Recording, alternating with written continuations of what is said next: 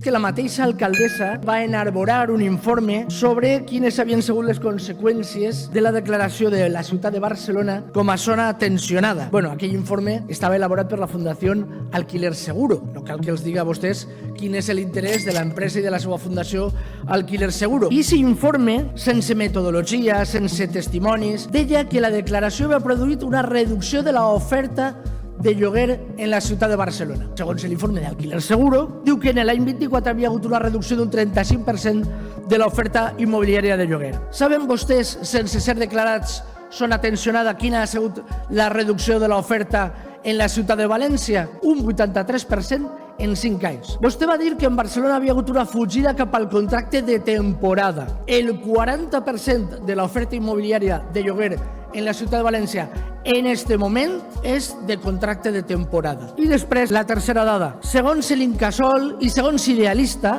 la reducció des de l'entrada en vigor de la zona tensionada a la ciutat de Barcelona, la reducció del preu del lloguer ha estat d'un 6,4. En el mateix període, en la ciutat de València, s'ha incrementat d'un 3,5. Mírense los numeritos.